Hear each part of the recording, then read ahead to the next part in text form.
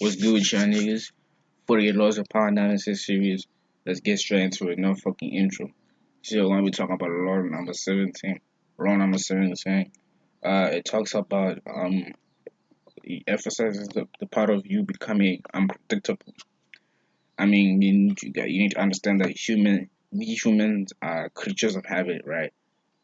We are the only animals in the whole world, in the whole Earth world, that have the conscience to change our habits, right?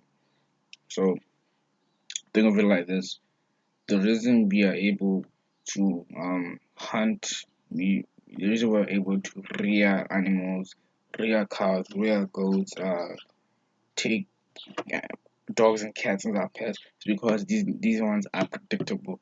They give you warning signs before they attack. They give you signs of their feelings and all of that, right? They are predictable. And the same thing with us humans.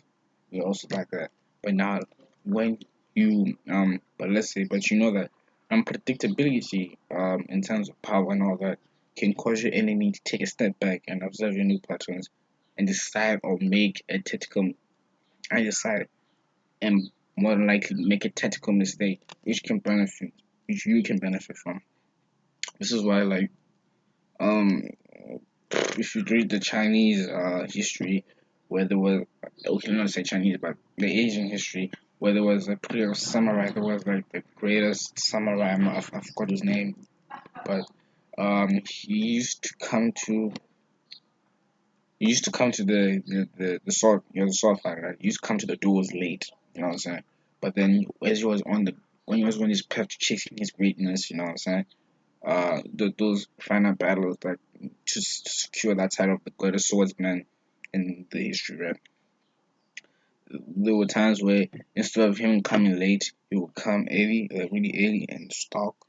You know what I'm saying? And just chill.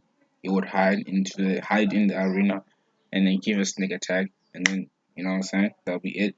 Or there were times where he would do go back to him coming late to the duels. With them, it was an on and off. I mean, it was an on and off. That was unpredictability. Not only did it hype out the crowds, but they looked at him as like a swordsman god. You know what I'm saying? But it also gave him the upper hand because either one or two things happened. Either the enemy was caught off surprise, or the enemy was so angry that it clouded his judgment, clouded his moves and all that. This is why it's very important for you to incorporate unpredictability. Sometimes like probably I'm not saying do it like every day, probably like once a month, once a week, maybe where you can just switch up your style real quick, right? And that of course, right? We also have to understand that there's some instances where unpredictability can cause people to be more alert, right?